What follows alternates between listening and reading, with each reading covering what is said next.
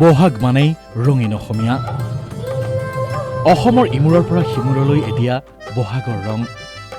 কেৱল অসমতেই নে, সাতসাগৰ ১৩ নদীৰ সিপাৰেও অসমীয়াসকলে পালন কৰিছে ৰঙালী বিহু। কানাডাৰ এডমণ্টন চহৰতো ৰঙালী বিহু উলহ মালহেৰে পালন কৰা হয়। ডিভন এলেকাৰ এটা কমিউনিটি হলত প্ৰবাসী অসমীয়াসকলে এনেদৰেই ৰঙালী বিহুৰ আয়োজন কৰিলে। কানাডাৰ বিভিন্ন প্ৰান্তৰ পৰা আহিল অসমীয়াসকল। অসমীয়া পৰম্পৰাগত সাজপাৰ কুৰ্তা মেখেলা চাদৰ পৰিধান কৰি এক অনন্য পৰিৱেশৰ সৃষ্টি কৰিলে প্ৰবাসী অসমীয়াসকলে। অনুষ্ঠানৰ আৰম্ভণিতে সকলোৱে গালে ঔ মোৰ আপোনাৰ দেশ।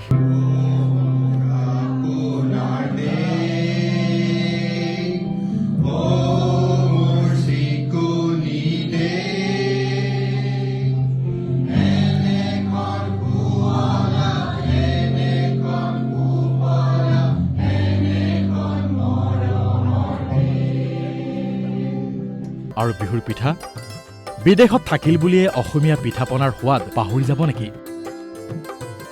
কানাডাৰ ৰান্ধনীশালত তৈয়াৰী হল তিল পিঠা, ঘিলা পিঠা, লস্কৰা, তেলৰ পিঠা, দৈ চিৰা।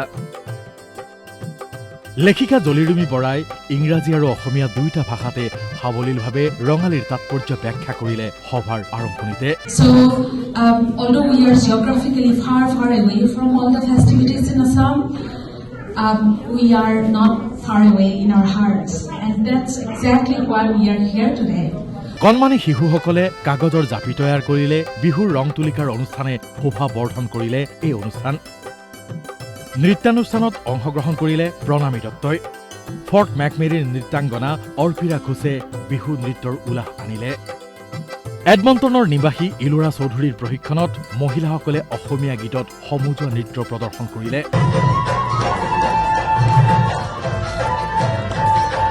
অসমীয়া বেণ্ড সপোনে প্ৰথমবাৰৰ বাবে সংগীত প্ৰদৰ্শন কৰিলে এই অনুষ্ঠানত।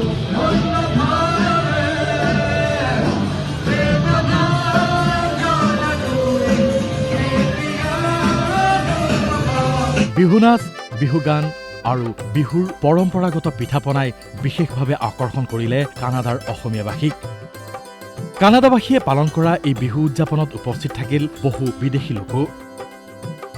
News desk report DY365।